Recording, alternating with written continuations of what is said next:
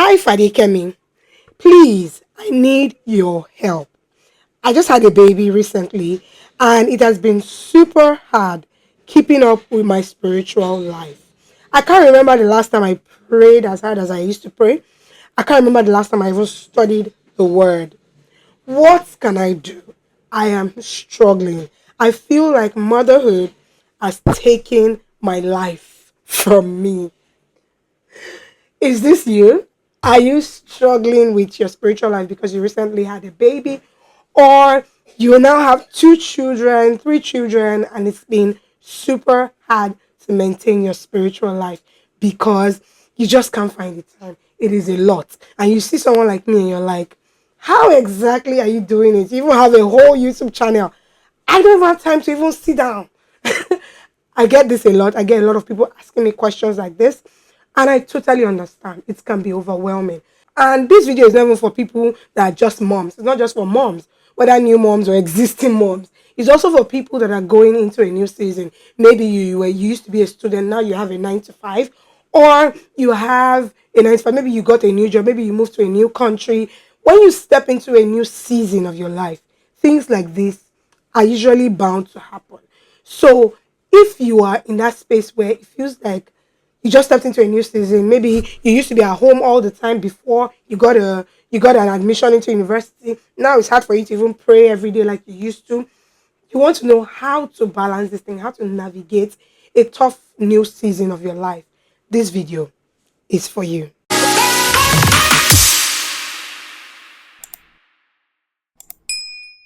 Hi guys, if you just see my video for the very first time, where have you been? My name is Fadekemi. Please, if you're not subscribed, make sure to hit that subscribe button. I find that a lot of people don't know that they're supposed to subscribe, so please subscribe. Yes, so let's talk about it. I'm a mom. Yes, I'm a mom, and I totally understand it is hard. Many times I just start to look at my day. I'm like, I have to do this, I have to do this, I have to do this. I'm like, what? Is it the same 24 hours that you used to do all these things? Yeah, I'm not going to act like I have it all figured out together. Like, yeah, I'm always on my A game. I'm always, check, check, check, all my goals, bang, bang, bang. No. And this is what you need to know about people who look like they're executioners or they do things, people that are doers. You also understand that they are doers does not mean that they don't have times of doubt. They don't have times of, not doing what they said they want to do. They don't have times when everything doesn't go as planned, but they still do regardless. So I want you to bring that mindset into prayer. While I completely understand, or not even prayer, conversation, we're talking about spiritual growth, your spiritual routines. So while I completely understand that, it actually is harder to do these things when you become a mom, because I am a mom and I completely understand. What you will do is to understand that you will do it regardless of what is going on in your life. That's the first thing to know. You will pray regardless of what's going on. You will study the word regardless of what's going on. Now, the question to now ask yourself is, what can I do? Because, see, I can give you tips and I will give you tips. But at the end of the day, you have to tailor it to your own context. So, for example, if you're a remote worker, I can't compare you to someone that goes to a job in Lagos Island and lives in Yanakwaja. I can't compare someone that lives in Surulere and works in Surulere to someone that lives in Yanakwaja and works in Lekki. I can't compare someone that works abroad. I can't compare someone that works in public service. We all have our context, but here's the thing. You have to tailor it into what works for you. So when I say do it regardless, pray regardless, study regardless, what I'm saying is you have to look into your own life and ask yourself that, how can I put in my spirituality, my spiritual growth, my spiritual routines into my everyday, lifestyle? You have to make your spiritual routines a lifestyle. You won't wait until when you have free 2 hours to pray to actually pray, or else you will not pray because you're a new mom. Literally, children come for your life. I remember that one time when I was doing antenatal, the nurse had said something like, children are selfish. If they need two, like maybe you have 10, let's just say 10, that's just an example. Maybe you have something that is 10 in your bones, and the child needs 7, and you too, you need 7, meaning you're supposed to have 14, but you have 10. That child will take his 7 and not care whether you have 7 or not. If you now only have 7 and the child needs 7, what's the child going to do? He's going to take the whole 7. If you like, die. Do not send you. Children are like that. They literally will take your whole life. So you have to take your own life back too from them. And I'm not even trying to make light of the situation. I'm just giving that an example that you have to find a way to inculcate your spiritual routines, your prayer life, your study life, everything. You have to find a way to inculcate it into your everyday living. So a typical example, you wake up in the morning, you take your bath for your baby. Play a sermon as you're taking your baby's bath. You know, be bathing for the baby, playing a sermon, playing your Bible app. See, I do that. I don't understand when people say, oh, I can't remember. I'm like, yo, while I'm listening, while I'm breastfeeding, I am listening to the Bible app. While I am cooking in the kitchen, I'm listening to the Bible app. I am praying. So when you wake up in the morning, you start praying along as you're doing it. Thank God for tongues. You're just doing karata bosha. You're washing the baby. Like, you have to just inculcate it. You can't wait until the children are 10 before you start praying. That's a problem. So as a new mom, or if you are like in a new season in your life, maybe you just, got a new job, inculcate it into that situation. It's very important as a mom. Because I had a conversation with someone, she was telling me about how men, motherhood, she felt like motherhood took her life. And I said, I completely understand. Because if you're someone that, you are so vibrant, you know that when you are younger and you have time, you're serving God, you think that, you're on fire. It's when responsibilities come, when assignments come, you will know if you are really on fire for God or not. The next thing I'll say is reframe your perspective. I completely understand that, yes, you want to be hot because you see all these moms on fire for God. And there's room for that, though. There's room for that, okay? No, but everybody's not pretending to be on fire for God. There are moms that are actually on fire for God, okay? Yeah. But reframe your perspective into this mindset of motherhood is a ministry. You're literally co-partnering with God to raise a generation. So while you may feel like, I'm not being able to, as you're breastfeeding your child, praying over your child, talking, those little moments, they are part of the journey.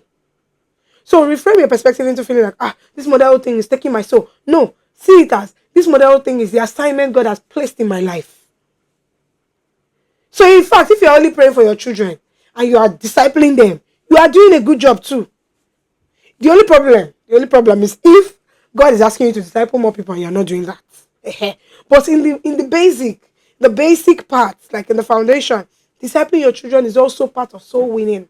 It's also part of evangelism. So motherhood is a ministry. Don't see it with a bad lens. Reframe your perspective and start to see it from that aspect and understand that God loves you. And so you can have a conversation with God. Like, be on the move. Have this perspective of God is my father and I am a son. And so if you're a son, you would take a walk with God everywhere you go. Speak to God while you're in the bathroom, while you're in the kitchen, while you're talking. Just make it a lifestyle that God is my friend. And grace covers me. Don't have the mindset, if I not pray for 2 weeks now, my life will scatter. It's not like that. It's not like that, because I know that we know this. If I don't pray, Satan will make mess of me. No, it's not from that angle. So while we know that prayer is good, it's not like, it's your prayer that is really saving you. Because if not, when you are sleeping, we will not be sleeping, we'll just be doing everything 24/7 because we don't want to be caught on guard. We don't want to be caught without our guard.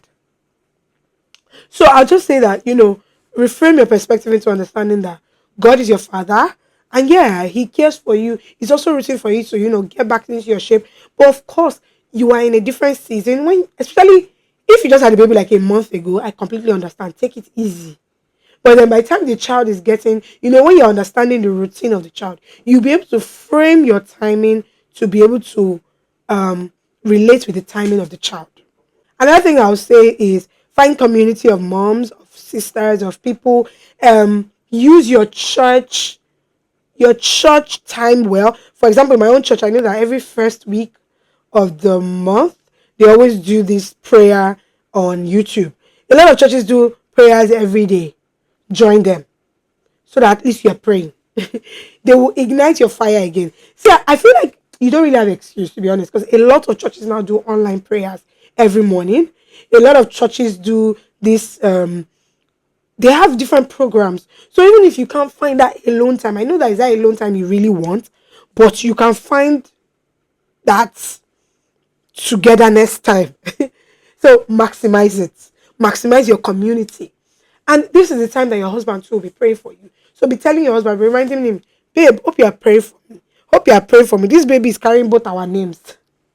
I'm just joking, but like I believe that that's the time to engage you. Like let your spouse be let him hold you in that period. Let him hold you in this period. Then engage help. This is what a lot of moms don't like to do. Even moms that are not new moms, they carry their child too much to their chests. Release that child.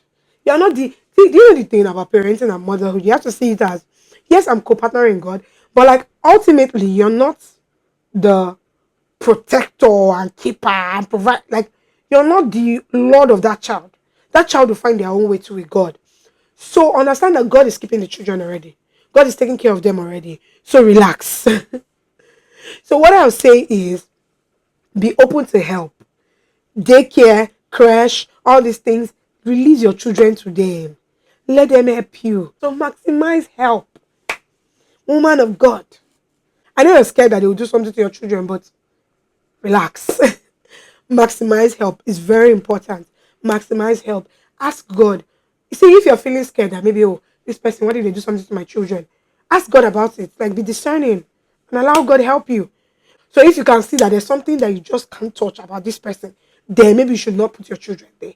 But if it's just general, maybe, oh, they don't do this very well, they don't do that very well, it's okay. Understand that we are human and we're not perfect. So maximize help a lot. These are things that helps me.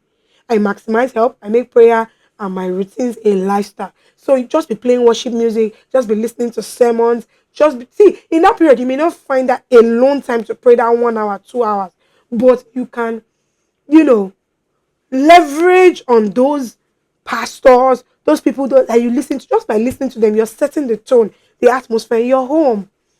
And I feel like this is even like a call to action to younger people, people that are not yet married, that don't have children yet. Now is the time to build your spiritual bank. For me, I took my spirituality serious even before I got married. So getting married, I wasn't in a space of thinking, oh, I don't know the Bible anymore or anything. Because I was so rich in the word, and I'm still growing, but I was so rich in the word, I didn't have a doubt that, oh, maybe God does not love me anymore because I'm not praying. Yeah, I felt bad about not having my usual, lengthy prayers, but I was still praying. When you wake up in the morning and say, Father, thank you for waking me up this morning. I thank you, Jesus. That 15 minutes prayer, it is something. So now that if you're watching me, you're not yet married, you don't have children yet, very good. This is the time to maximize, your time. Maximize it now. Because I speak to a lot of young people, you hear them saying, I'm too busy. I'm like, what are you doing? You're busy. So maximize your time. And I understand that there are different levels of busyness. Okay, as a student, you have a busy level, like going to classes, assignments, projects, all those ones. I understand. But just maximize it. Use help a lot. Anyone that you can delegate, delegate. And I love how African culture is, where you give birth, your mom comes, your mother-in-law, your sisters, your brother. Use them well. Tell them, take care of my baby. When I'm saying help, getting a breast pump is a help. You feeding your baby formula is help. So that somebody else can feed them while you rest. And while you pray, while you do all those things. Don't try to be macho. Don't try to be, leave your children and let destiny, chase destiny too. So above all, what I'll just say is prioritize, your own spiritual growth, because that child needs a mom and a mentor, not just a mom. Okay? So you don't want your child growing up and saying, my mom is not really. You want your child to say, yeah, my mom inspired my spiritual growth. It's very important. But at the same time, while prioritizing your spiritual growth, understand that, you can frame everything to work within your time, make prayer and Bible study, make it easier for yourself, reduce the barriers possible. Get an audio Bible, pray along online, join a YouTube channel. There are so many YouTube channels now that if you just search Pastor Chris Prayer in Tongues, you will see it. You'll be able to pray along. Many videos like that. Even me, I have a video like that where I just shared a 30 minutes prayer in tongues or something like that. Play worship music. Marinate your home with the presence and believe that God is with you. Whether you prayed or not, God is still with you.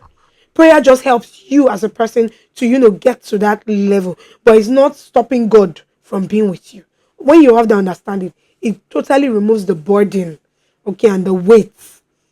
But above all, understand that you can start small. You may not get that 1 hour, that 2 hours that you used to do, but start small and grow gradually into it. But believe that you can do it, and you will do it regardless of what's going on in your life. I hope this video was helpful. If it was, leave a comment in the comment section saying this video blessed me, and I'll see you guys in my next video.